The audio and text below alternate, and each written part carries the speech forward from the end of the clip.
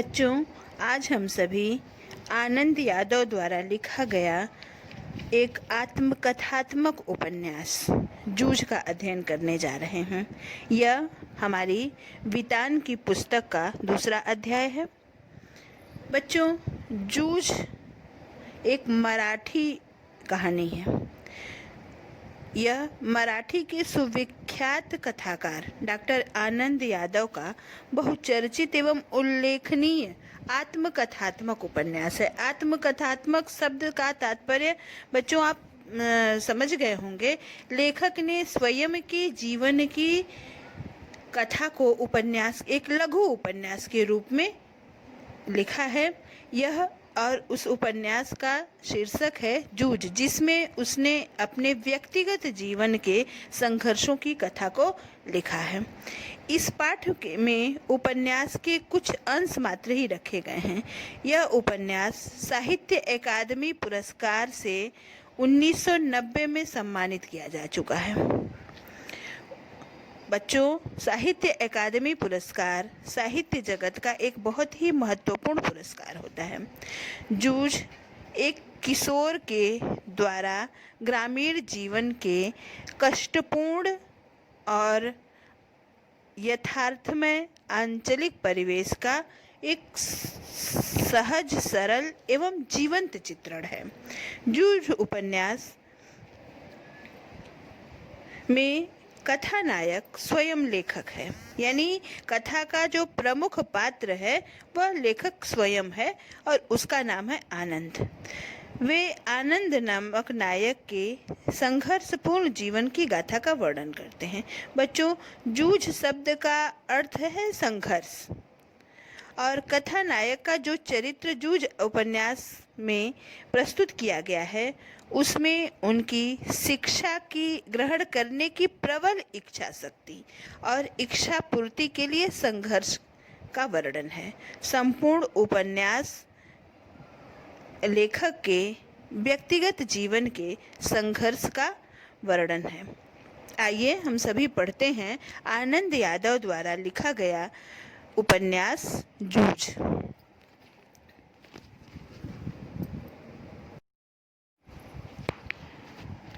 लेखक कहते हैं, कहानी का प्रारंभ लेखक के पाठशाला जाने के लिए संघर्ष से होता है। लेखक अपने मन की व्यथा का वर्णन करते हुए कहते हैं, पाठशाला जाने के लिए मन तड़पता था, लेकिन दादा।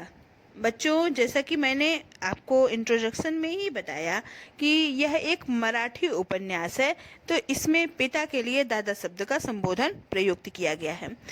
लेकिन दादा के सामने खड़े होकर यह कहने की हिम्मत नहीं होती थी कि मैं पढ़ने जाऊंगा। डर लगता था कि हड्डी पसली एक कर देगा, इसलिए मैं इस ताक में रहता कि कोई दादा को समझा दे। मुझे इसका विश्वास था कि जन्म भर खेत में काम करते रहने पर भी हाथ कुछ नहीं लगेगा। जो बाबा का समय था वह दादा के समय नहीं रहा। यह खेती हमें गड्ढे में ढकेल रही है। पढ़ जाऊंगा तो नौकरी लग जाएगी, 4 पैसे हाथ में रहेंगे, बिठोबा आड़ा की तरह कुछ धंधा कारोबार किया जा सकेगा। अंदर ही अंदर इस तरह के विचार चलते रहते थे। बच्चों, एक 10 या 12 साल के बालक के मन में शिक्षा के लिए ये जो तड़प है, यह इस कहानी में हमें देखने को मिलती है। आप कल्पना करिए, इसमें ग्रामीण जीवन के, कृषक जीवन के कठिन यथार्थ का वर्णन है, यानी गांव में किसानों का जीवन कितना कष्टकर है, इसकी एक झलक आपको यह कहानी देती है। उस छोटे से बालक जो कि ग्रामीण जीवन के लोगों को रोजी रोटी के अभाव में, पैसों के अभाव में, जीवनचर्या के अभाव में कष्ट सहन करते हुए देखता है, तो वह अपने आप को उस कष्ट से मुक्ति दिलाना चाहता है, और उसे उस बालपन में ही, जिस समय बच्चे खेल कूद में मस्त रहते हैं, ऐसी अवस्था में ही उसे अपने जीवन की, भविष्य की चिंता होने लगती है, और वह सोचता है कि यदि वह पढ़ लिख लेगा, उसके पास वह शिक्षा ग्रहण कर लेगा, तो वह आर्थिक रूप से आत्मनिर्भर बन जाएगा और उसे कोई व्यवसाय कर सकेगा। वहीं दूसरी ओर यह कहानी भारतीय किसान की दयनीय स्थिति का भी चित्रण करता है। लेखक कहते हैं कि वह बालक मन में सोचता है कि जन्म भर खेत में काम करने से भी हाथ में कुछ लगने वाला नहीं है। अर्थात कृषक का जीवन बहुत ही कठिन परिश्रम से युक्त होता है, परंतु कठिन परिश्रम करने के बाद भी उनके जीवन स्तर में कोई सुधार नहीं हो पाता। वह निरंतर संघर्ष ही करते रहते हैं। इसलिए उस बालक के मन में कृषि की अपेक्षा रोजगार या नौकरी करने की इच्छा जागृत होती है। यह हमारे भारतीय ग्रामीण समाज की जीवन में जो दृष्टिकोण का परिवर्तन है, वह भी यह कहानी प्रदर्शित करती है। दिवाली बीत जाने पर महीना भर ईख पेरने का कोल्हू जलाना होता है। कोल्हू जरा जल्दी शुरू किया तो दादा की समझ से ईख की अच्छी खासी कीमत मिल जाती है। यह उसकी समझ कुछ हद तक सही है। जब मार्केट में कोई भी वस्तु नई आती है तो उसके मूल्य अधिक होते हैं और इस प्रकार उस किसान को उसकी मेहनत का एक अच्छा पारिश्रमिक मिल जाता है। यह समझ उसकी कुछ हद तक सही थी। जब चारों ओर कोल्हू चलने लगते हैं तो बाजार में गुड़ की बहुतायत हो जाती है और भाव नीचे उतर आता है। उस समय नंबर 1 और नंबर 2 का गुड़ बहुत आता है और हमारे जैसे खेतों पर ही बनाए गए नंबर 3 के गुड़ को कौन पूछता है। बाकी के किसान दूसरे ढंग से विचार करते थे। उनका मत था कि यदि ईख को और कुछ दिन खेत में खड़ी रहने दिया जाए तो गुड़ जरा ज़्यादा निकलता है। देर तक खड़ी रहने वाली ईख के रस में पानी की मात्रा कम होती है और रस गाढ़ा हो जाता है, जिसके कारण गुड़ ज़्यादा निकलता है। लेकिन दादा की समझ से गुड़ ज़्यादा निकलने की अपेक्षा भाव ज़्यादा मिलना चाहिए। इसीलिए सारे गांव भर में हमारा कोल्हू सबसे पहले शुरू हो जाता था। लेखक कोल्हू एक गन्ने से रस निकाल करके गुड़ बनाने की प्रक्रिया है। कोल्हू एक वह मशीन होती है जिससे गन्ने से रस निकाला जाता है। तो वह बालक अपने जीवनचर्या का वर्णन करते हुए कहता है कि जब बाजार में गुड़ नहीं आया रहता है, उस समय सबसे पहले गुड़ जिस किसान के द्वारा बाजार में पहुंचाया जाता है, उस किसान को अच्छी कीमत मिल जाती है। इसी उद्देश्य को ध्यान में रखकर उसके पिता जो हैं वह कोल्हू पर ईख से गुड़ बनाने का कार्य समय से पहले शुरू कर देते हैं ताकि उनकी फसल की अच्छी खासी कीमत उसे प्राप्त हो सके।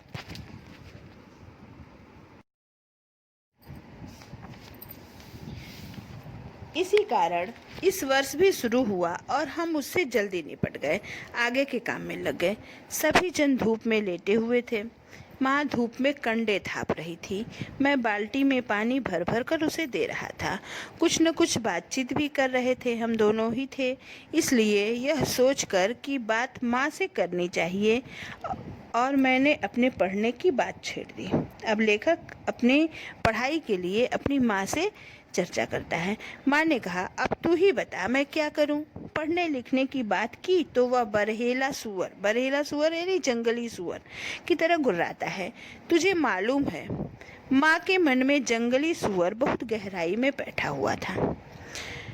अब खेती के सभी काम बीत गए हैं, मेरे लिए अब कुछ तो करना नहीं रह गया है। अब वह बालक माँ को समझाने की कोशिश करता है, कहता है अब खेती के सारे काम व्यतीत हो चुके हैं, अब मुझे कुछ करना नहीं है। इसलिए कहता हूँ कि तू दत्ताजी राव सरकार से मेरे पढ़ने के बारे में कह। आज ही रातों को उनके यहाँ चलेंगे, मैं चलूँगा तेरे साथ। तू उन्हें सब कुछ समझा कर बता दे तो वे दादा को ठीक तरह से समझा सकेंगे। बच्चों, दत्ताजी राव गांव के एक प्रतिष्ठित जमींदार रहते हैं। अब वह बालक अपनी माँ के द्वारा दत्ताजी राव के माध्यम से अपने पिता को समझाना चाहता है कि पढ़ाई एक बच्चों के जीवन में कितना महत्वपूर्ण है और वह बालक स्वयं न कह करके समाज के गांव के एक प्रतिष्ठित व्यक्ति से अपने पिता पर दबाव डालता है जिससे कि उसे पढ़ने के लिए अनुमति मिल सके। ठीक है चलेंगे। माँ ने हाँ तो की, लेकिन उसके अंदर के स्वर में उदासी थी। मुझे भी मालूम था कि इतना करने पर भी कोई काम नहीं होगा, लेकिन वह मेरा मन रखने के लिए जाने को तैयार हो गई। मेरी तड़पन वह समझती थी। 7वीं तक की उसके मन में तैयारी थी, लेकिन दादा के आगे उसका बस नहीं चलता था। लेखक कहते हैं कि माँ चाहती थी कि 7वीं कक्षा तक वह अपने पुत्र को पढ़ाए, परंतु पिता के आगे उसका कोई बस नहीं चलता था। रात को मैं और माँ दत्ताजी राव देसाई के यहाँ गए। माँ ने दीवार के सहारे बैठकर दत्ताजी राव से सब कुछ कह दिया। वे भी इस बात पर सहमत हो गए। माँ ने यह भी बताया कि दादा सारे दिन बाजार में रखमाबाई के पास गुजार देता है, खेती के काम में हाथ नहीं लगाता। माँ ने देसाई को यह विश्वास दिला दिया कि दादा को सारे गांव भर में आज़ादी के साथ घूमने को मिलता रहे, इसलिए उसने मेरा पढ़ना बंद कर मुझे खेती में जोत दिया है। यह सुनते ही देसाई दादा चिढ़ गए और बोले, आने दे अब उसे, मैं उसे सुनाता हूँ कि नहीं, अच्छी तरह से देख। कहानी में लेखक की माँ गांव के प्रतिष्ठित जमींदार से अपने पति की शिकायत करती है और वह अपने पुत्र को पढ़ाना चाहती है, इसलिए वह उनसे इस प्रकार का आग्रह करती है कि उसके पति को अपने बालक को शिक्षित करने के लिए सहमत करें। उठते उठते मैंने भी दत्ताजी राव से कहा, अब जनवरी का महीना है, अब परीक्षा नज़दीक आ गई है। यदि मैं अभी भी कक्षा में जाकर बैठ गया और पढ़ाई की दोहराई कर ली तो 2 महीने में 5वीं की सारी तैयारी हो जाएगी और मैं परीक्षा में पास हो जाऊंगा। इस तरह मेरा साल बच जाएगा। अब खेती में ऐसा कुछ काम नहीं है, मेरा पहले ही 1 वर्ष बेकार में चला गया है। बच्चों देखो, जैसा मैंने कहा था कि पूरी कहानी में पढ़ाई के लिए एक तड़प है, जैसे कि इस अंश से प्रदर्शित होता है कि बालक कहता है कि अगर 2 महीने भी मुझे पढ़ने के लिए अवसर मिल गए तो मैं पूरे कोर्स की दोहराई मतलब रिवीजन कर लूँगा और मैं उस परीक्षा में पास हो जाऊँगा। ठीक है, अब तुम दोनों अपने घर जाओ। जब वह आ जाए तो मेरे पास भेज देना और उसके पीछे से घड़ी भर बाद तू भी आ जाना रे छोरा। कहता है कि जब वह आ जाए तो तुम भी आ जाना। जी कहकर हम खड़े हो गए। उठते उठते हमने यह भी कहा कि हमने यहाँ आकर ये सभी बातें कही हैं, यह मत बता देना, नहीं तो हम दोनों की खैर नहीं। माँ अकेली साग भाजी देने आई थी, यह बता देंगे तो अच्छा होगा। यानी उस बालक और उस महिला के मन में अपने पति की जो क्रूर छवि अंकित थी, इसका प्रदर्शन ये अंश करता है। कहता है कि वह बालक कहता है कि हमने आकर आपको सारी बातें कही हैं, यह आप नहीं बताएंगे, नहीं तो हम लोगों की पिटाई होगी। यानी ग्रामीण समाज में शिक्षा के प्रति अच्छी खासी अरुचि की भावना है, यह अंश ये प्रदर्शित करता है। ठीक है, मुझे जो कर नहीं जी, मैं माँ के साथ लौट आया। 1 घंटा रात बीते, दादा घर पर आया। मैं घर में ही था। आते ही माँ ने दादा से कहा, साग भाजी देने देसाई सरकार के यहाँ गई थी तो उन्होंने कहा कि बहुत दिनों से तेरा मालिक दिखाई नहीं दिया, खेत से आ जाने पर जरा इधर भेज देना। कुछ काम वाम था? दादा ने अधीरता से पूछा। मुझे तो कुछ नहीं बताया उन्होंने। तो मैं हो आता हूँ, तब तक तू रोटियाँ सेक ले। गड़पा आए तो उसे खेतों पर भेज देना पहले ही। दादा तुरंत उठ खड़ा हुआ। देसाई के बाड़े से बुलावा आना दादा के लिए सम्मान की बात थी। आधा घंटा बीतने पर माँ ने मुझसे कहा कि अब तू जा, कहना जीम ने बुलाया। जीम ने मतलब भोजन ग्रहण करने। अच्छा, मैं पहुँचा तो सरकार मेरी राह देख रहे थे। क्यों आया रे छोरे? दादा को बुलाने आया हूँ, अभी खाना नहीं खाया है। बैठ थोड़ी देर, अभी तो आया है वह मेरे पास। जी, मैं बैठ गया। धीरे धीरे दत्ताजी राव पूछने लगे, कौन सी में पढ़ता है रे तू? जी 5वीं में था, किंतु अब नहीं जाता हूँ। क्यों रे? दादा ने मना कर दिया है, खेतों में पानी लगाने वाला कोई नहीं है। क्यों रतनप्पा? हाँ जी। फिर तू क्या करता है? सरकार ने दादा से जिरह जिरह का तात्पर्य बच्चों तर्क वितर्क करना शुरू कर दिया तो सारा इतिहास बाहर निकल आया। सरकार ने दादा पर खूब गुस्सा किया। उन्होंने दादा की खूब हजामत बनाई।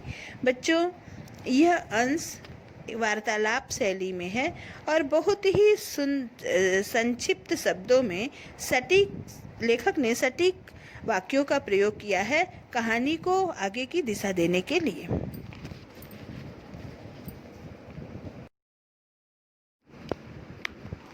देसाई के खेत को छोड़ देने के बाद दादा का ध्यान किसी काम की तरफ नहीं रहा। मन लगाकर वह खेत में श्रम नहीं करता था, फसल में लागत नहीं लगाता था। लुगाई अर्थात पत्नी और बच्चों को काम में जोतकर किस तरह खुद गांव में खुले सांड की तरह घूमता था और अब अपनी मस्ती के लिए किस तरह छोरा के जीवन की बलि चढ़ा रहा था, यह सब उन्होंने सुनाया। गांव के प्रतिष्ठित जमींदार दत्ताजी राव ने लेखक के पिता को बुरा भला कह करके उन्हें उनकी गलतियों का आभास कराया। दादा के हर एक तर्क को दत्ताजी राव ने काट दिया और मुझसे कहा, सवेरे से तू पाठशाला जाता रहा, यानी तू कल से ही पाठशाला जा, कुछ भी हो पूरी फीस भर दे उस मास्टर की और मन लगाकर पढ़ाई कर। किसी तरह से साल मारा नहीं जाए, इसका ध्यान रख। यदि इसने तुझे पढ़ने नहीं भेजा तो सीधा चला आ इधर, सुबह शाम जो हो सके वह काम कर, यहाँ और पाठशाला जाते रह। मैं पढ़ाऊंगा तुझे। इसके पास जरा ज़्यादा बच्चे हो गए हैं, इसलिए तुम्हारे साथ कुत्तों की तरह बर्ताव करता है।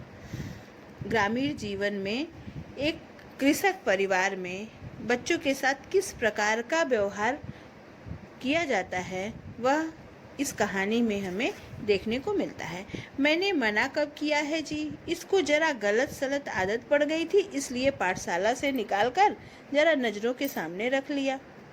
अब पिता ने भी अपने बचाव में तर्क प्रस्तुत किया कि इसको कुछ गलत आदतें पड़ गई थी जिसके कारण इसकी पढ़ाई को हमने रोक लिया। कैसी आदतें? चाहे जैसी, यहाँ वहाँ कुछ भी करता है। कभी कंडे बेचता है, कभी चारा बेचता है, सिनेमा देखता है, कभी खेलने जाता है। खेती और घर के काम में इसका बिल्कुल ध्यान नहीं है। दादा ने मेरे ऊपर अचानक हल्ला बोल दिया। अब पिता ने भी अपने बचाव में तर्क प्रस्तुत किया। क्यों रे छोकरे? नहीं जी, कभी एक बार मेले में पट्टा पर पैसे लगा दिए थे। दादा तो कभी भी सिनेमा के लिए पैसे नहीं देते हैं, इसलिए खेत पर गोबर बीन बीन कर माँ से कंडे थपवा लिए थे और उन्हें बेचकर ही कपड़े भी बनवाए थे। उसी समय एक बार सिनेमा भी गया था। मैंने भी सच झूठ मिलाकर सब ठोक दिया। अब लेखक के इस अंश से यह पता चलता है कि ग्रामीण जीवन में कितना कष्टपूर्ण जीवन है। बच्चों को उनके शिक्षा के साथ साथ वस्त्र और अन्य सुख सुविधाओं का कितना अभाव है, इन अभाव में उन्हें जीवन यापन करना पड़ता है, यह अंश यह प्रदर्शित करता है। अब यह सब बंद कर और सिर्फ पढ़ाई में मन लगा। नापास नहीं हुआ है न कभी, नापास अर्थात फेल तो कभी नहीं हुआ है। नहीं जी, पाठशाला जाना ही बंद करा दिया, इसलिए परीक्षा में नहीं बैठा हूँ। कहता है कि मैंने स्कूल जाना ही छोड़ दिया, मैं कभी फेल नहीं हुआ हूँ। अच्छा, अब तू घर जा और सवेरे से पाठशाला जाने लग। जी, मैं उठ खड़ा हुआ। बाहर निकलते निकलते मैंने सुना, अरे बच्चे की जात है, एक आध वक्त सिनेमा चला गया तो क्या हुआ, एक आध बार खेलने में लग गया तो क्या हुआ, इस बात पर उसका पढ़ना लिखना बंद कर देना क्या उचित है? जी, आप कहते हैं तो भेज देता हूँ कल से, देखते हैं एक आध वर्ष में कुछ सुधार हो जाए तो, दादा ने मन मारकर कहा। उस समय उसका कोई बस नहीं चल रहा था। खाना खाते खाते दादा ने मुझसे वचन ले लिया, पाठशाला 11 बजे से होती है, दिन निकलते ही खेत पर हाजिर हो जाना चाहिए, 11 बजे तक पानी लगाना चाहिए, खेत पर से सीधे पाठशाला पहुंचना और सवेरे आते समय ही पढ़ने का बस्ता घर से लेकर आना। और बच्चों, एक बालक, मैंने कहा कि ये कहानी एक बालक के शिक्षा के लिए संघर्ष की कहानी है। अब आप कल्पना करिए, प्रातःकाल वह बच्चा बैग लेकर के अपने खेतों पर जाता है, खेतों में पौधों और फसलों को पानी लगाता है, फिर वहाँ से 11 बजे वो अपने स्कूल पहुँचता है।